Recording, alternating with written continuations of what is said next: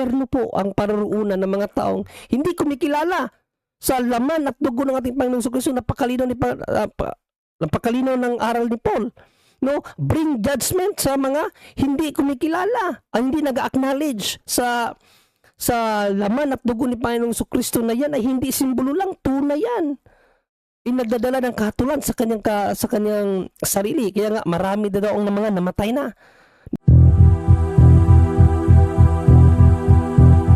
Dahil sa katotohanang ipinapangaral ng Santa Iglesia Katolika na hindi maitanggi ng mga protestante sa lungatang aral at bahayag ng mga pastor.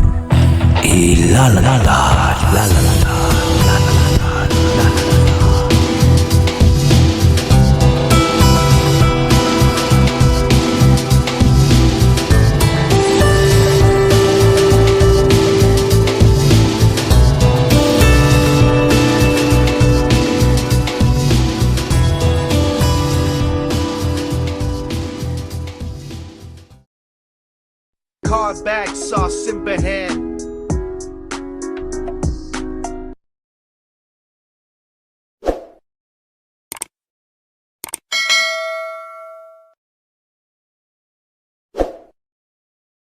Bro, singit itong sa messenger ko, bro. May nagtanong kanina pa. Sige bro. Pasingit ko, bro, muna sa messenger.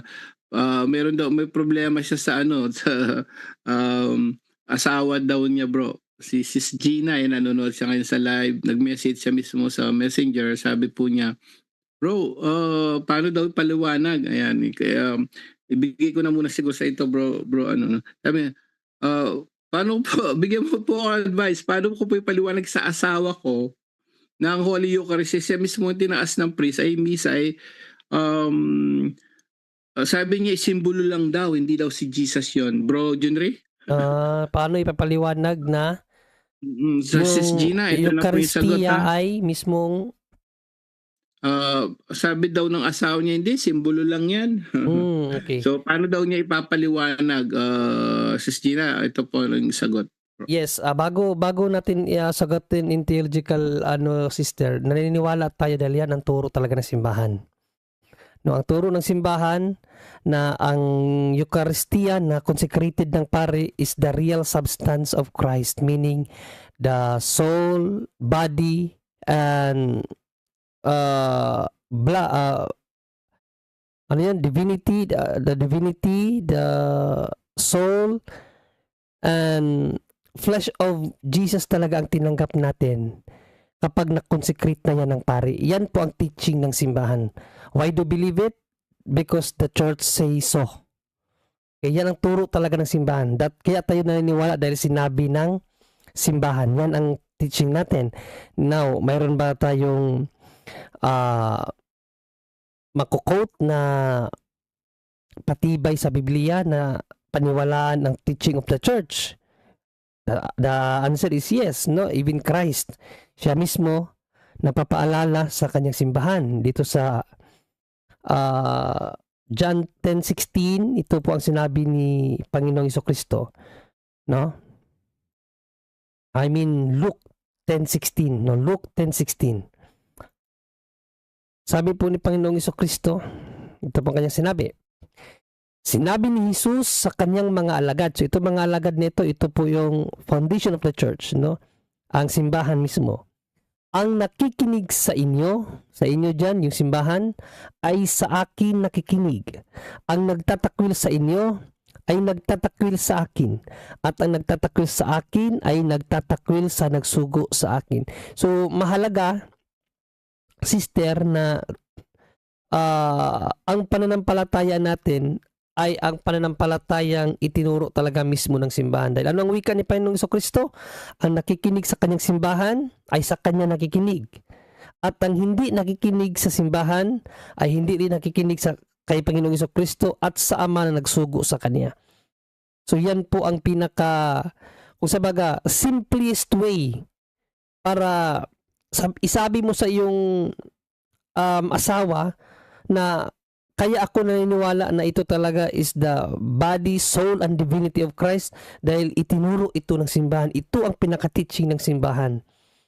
na kapag consecrated na yan, hindi yan ordinary bread lang. That is the real Christ, the real presence of Christ. So yan ang misteryo, no, ng ating pananampalataya.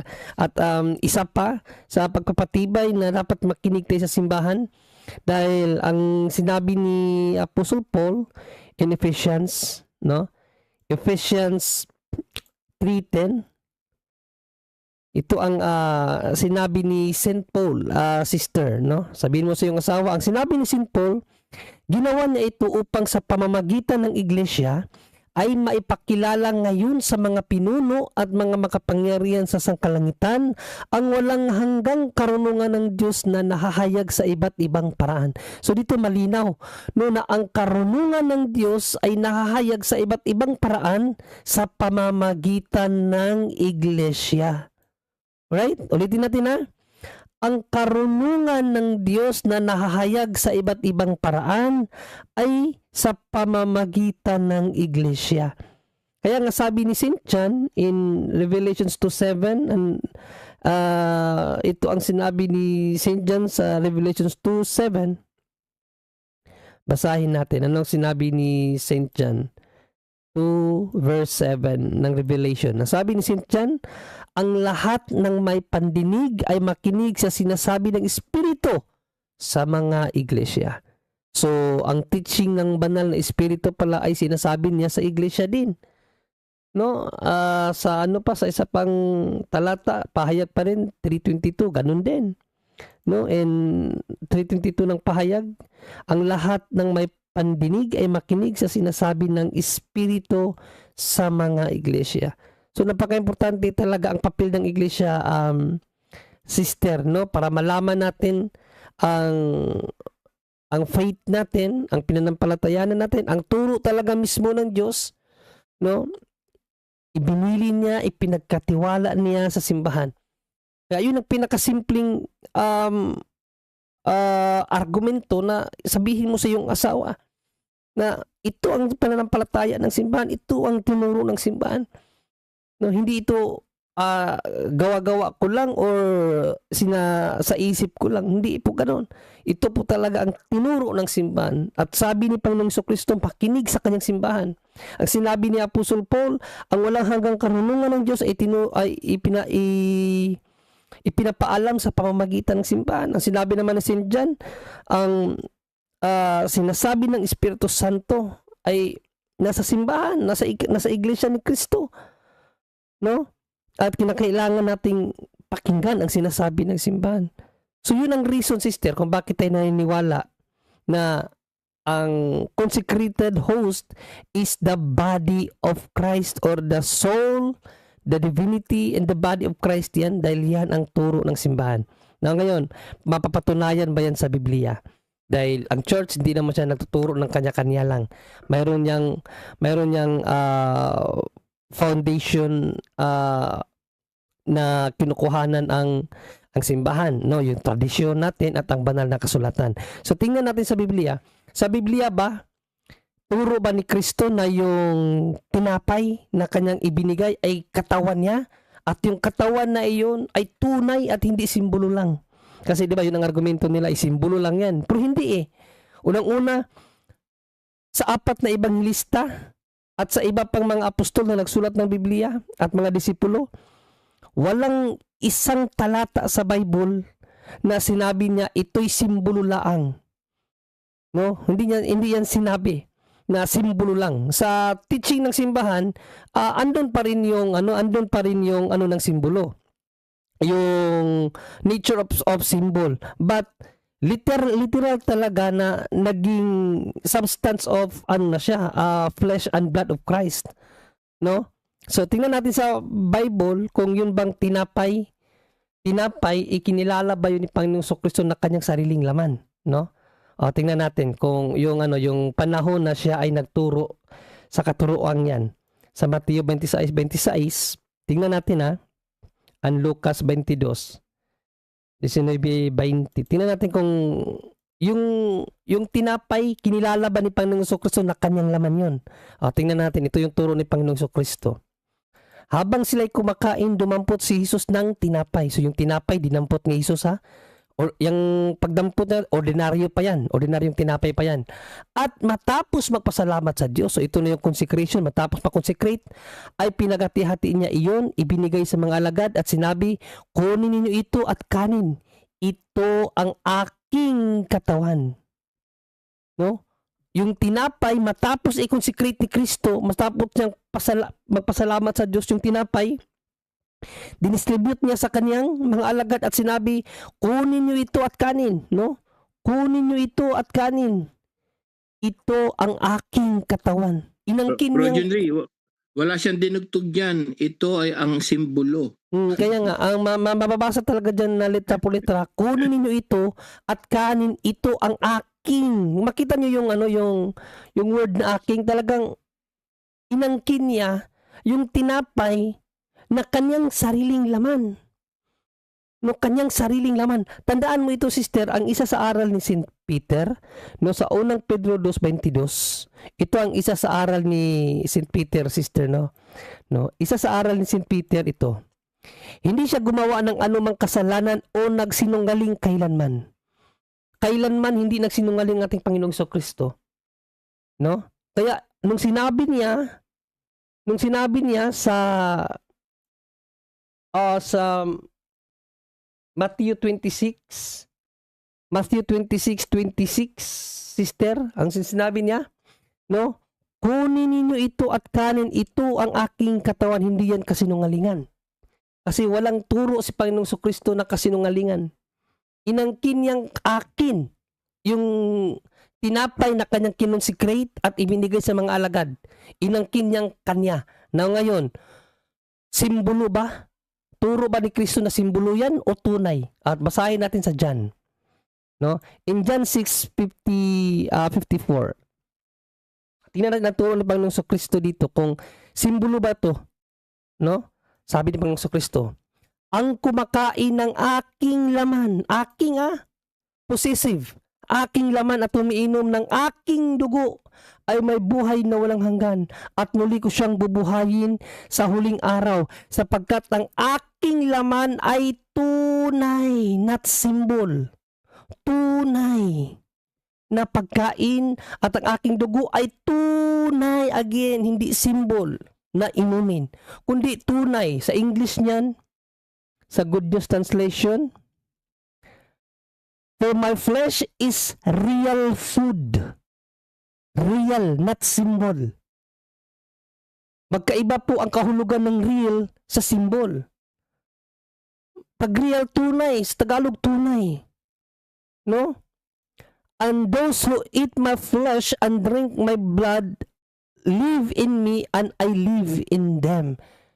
O, kasi pag sinabi kasi natin na itong flesh niya, simbolo lang yan. So itong pagsabi ni Panginoong Jesucristo na live in me and live in them, simbolo lang din. No, hindi po simbolo yan. Talagang mananahan siya sa atin.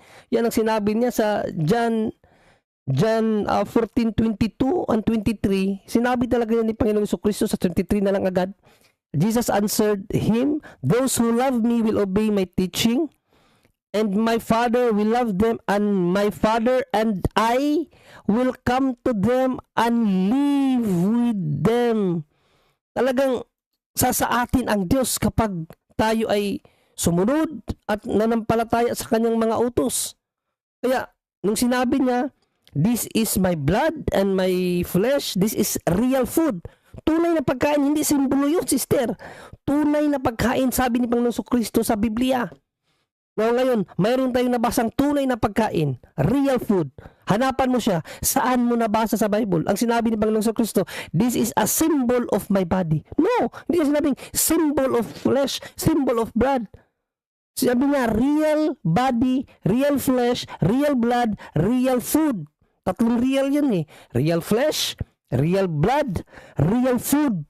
Real, tatlong inulit yung word na real. Ibig sabihin talaga, ini-impose talaga ni Panginoong Jesucristo na tunay yan, tunay yan, tunay yan. Kung sabaga hindi yan simbolo.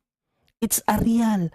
Na kapag tinanggap mo yan, mananahan siya sa akin at mananahan ako sa kanya. That's not symbolism. Dahil literal talaga na mananahan ng Diyos sa atin dahil we are the temple of God. That is the teaching of the Bible, di ba? We are the temple of God. So kung templo tayo ng Diyos, natural at normal na mananahan sa atin ng Diyos. Question, sa paanong paraan? Receiving the body and blood of Christ. Kaya nga ang turo ng simbahan, the real presence of Christ ay ang banal na Eucharistia. Is in the Eucharist. The real presence of Christ is in the Eucharist. Kaya nga tayo may adoration. Saan tayo nag-adore? Doon mismo sa Eucharistia na nasa monstrance. Diba? Sa ibang manampalataya, hindi nila nalalaman yan. Pero sa atin, mayroon nga ako na na kausap dati. Katoliko, pero yun nga, walang alam ba? Sabi niya sa akin, nag-ano ako bro, nanalangin ako doon sa adoration room, di ba? Yung bilog na ganun, yun ang pinaka-Diyos natin. Natawa ako Pero, di ba, innocent mind ba? Pero at least naniwala siya na Diyos yun. Kasi yun ang turo ng simbahan. The real presence of Christ yun. Kaya nga nagkakasala tayo ng sacrilege kapag hindi natin nirespeto ang Eucharistia. Even nga mag-receive ka ng body of Christ na hindi ka karapat-dapat, nagkakasala ka. 1 Corinthians 11:27-29. Sabi ni Paul na examine yourself before receiving the body of Christ. Basahin natin. 1 Corinthians 11:27. Examine sabi ni Paul Sabi dito, in the following instructions, however, I do not praise you. 17 pala to. 27. It follows that if one of you eats the Lord's bread or drinks from His cup in a way that dishonors Him, you are guilty of sin against the Lord's body and blood. No, kung ordinaryo lang yun, simbolo lang yun, ba't ka nagkakasala sa kanyang laman at dugo kung ordinaryo lang yun or ano lang yun? Tawag dito yung kung ano lang siya, tawag dyan, simbolo lang. Ba't ka nagkakasala sa simbolo? No? So then, you should each examine yourself first and then eat the bread and drink from the cup. Sabi ni Paul, examinin mo muna yung pagtanggap mo ng body and blood. No, kung karapat-dapat ka, kasi kung hindi mo ini-examine, madidishonor ang Diyos. At pag na-dishonor siya, nagkakasala ka against the Lord. Anong mangyari sa iyo kapag ganyan ang palagi natin ginagawa? Sa 29, for if you do not recognize the meaning of the Lord's body, kailangan pag-recognize. No, i-recognize siya. The meaning of the Lord's body, when you eat the bread and drink from the cup, you bring judgment on yourself as you eat and drink. So may kahatulan sa iyo kung hindi mo na-recognize ang kahalagahan yan. No? That is why many of you are sick and weak and several have died. Dami na palang namatay dahil sa hindi pagkilala sa laman at dugo ng ating Panginoong Jesucristo. At take note mga kapatid, alam nyo sa Bible, yung salitang die or died, that's not merely mean physical death. Sa Bible, pag sinabing died, dalawa yan, either physical and spiritual.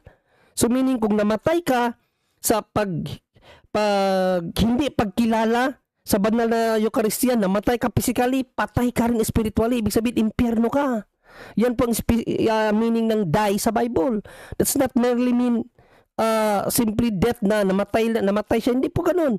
Namatay siya physically and spiritually. Impyerno po ang paroroonan ng mga taong hindi kumikilala sa laman at dugo ng ating Panginoong Jesucristo. Napakalinaw ng aral ni Paul. No, bring judgment sa mga hindi kumikilala, ang hindi nag-acknowledge sa laman at dugo ni Panginoong Jesucristo na yan ay hindi simbolo lang, tunay yan. Nagdadala ng kahatulan sa kanyang sarili. Kaya nga marami daw ang mga namatay na dahil sa hindi pagkilala sa laman at dugo ng ating Panginoong Jesucristo. Kaya napaka-importante po yan. Again, no, balikan natin ang sinabi ni Panginoong Jesucristo.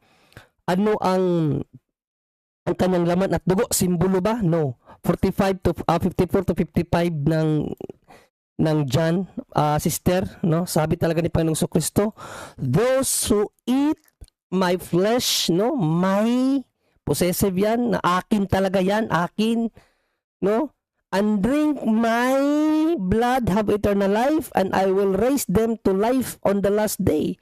For my flesh is the real food, my blood is the real drink. My flesh is the real food, my blood is the real drink. Real, not symbolism, kapatid. So, yun ang ating sagot, Brother Angel, at naway nakuha ng ating sister na nagtanong.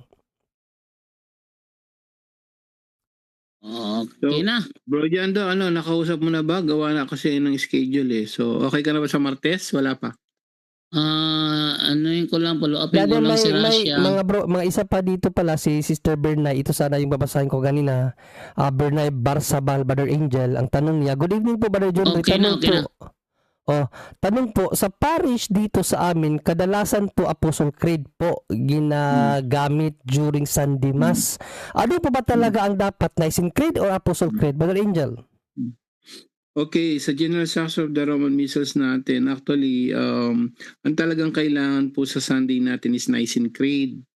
But may tinatawag silang legal options. So permissions, the priest has the permissions to use the Apostle Creed. So, huwag kayong malito. So, they have the right. Pero ang talagang standard, no? Nicene Creed lang. Alam niyo po ba yung Apostle Creed kung saan siya ginagamit? Lenten season lang yun. Usually, Easter lang. Lenten season, during Lenten season, tsaka Easter. Doon lang Apostle Creed talaga. But, bakit ginagamit mo sa Apostle Creed? Sa iba naman, Nicene Creed. Dito nga sa Japan, dito po sa pinagsisilbihan ko, Apostle Creed.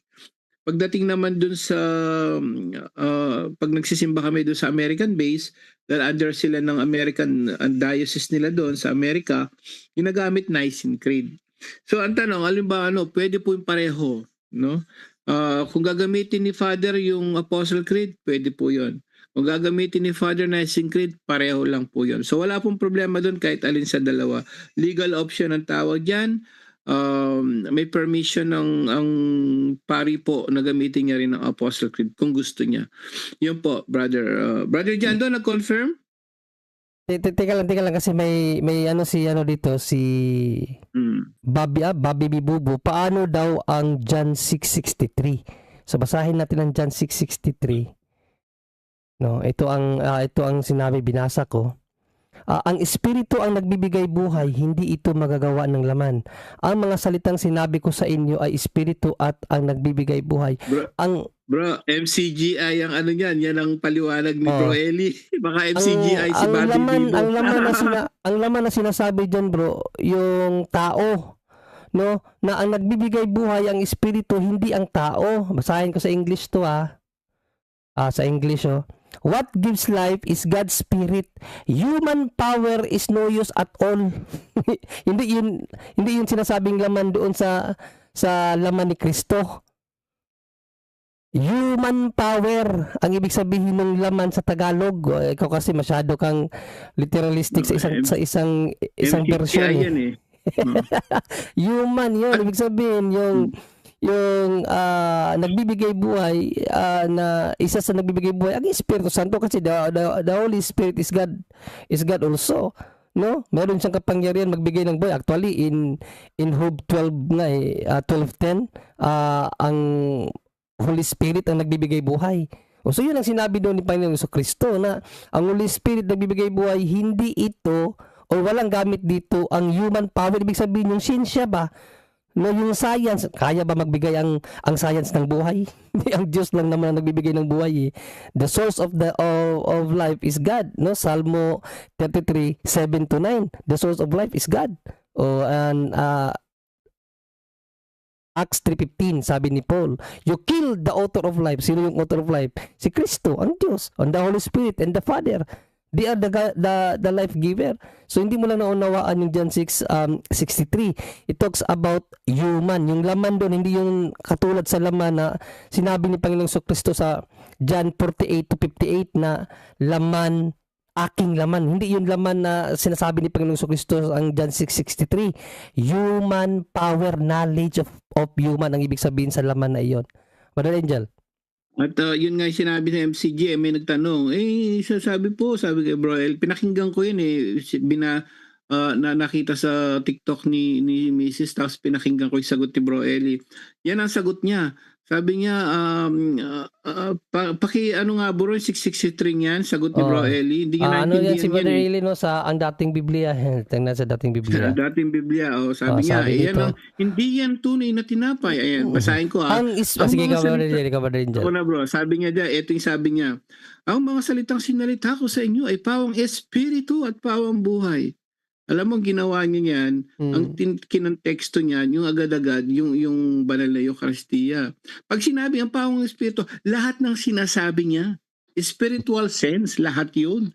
Lahat ng sinasabi niya, spiritual sense, kaya hindi naintindihan ng mga tao. Hindi yan tungkol dun sa sinasabi niya. Pag sinabi niya dun sa sinasabi niya, ito ang aking katawan, hindi yan spiritual. No, iba yung sinasabi niya dan yung lahat kasi yung galing kasi sa kanya, yung galing sinabi niya, no, spirituality hindi mo maintindihan. Pero never siya nagsabi tungkol dun sa katawan at dugo. Kaya nga inihintay ko yung sagot ni Brother Eli. Kung binanggit niya yung unang Korinto 7 7 hanggang 11:29 to 31, hindi niya binanggit.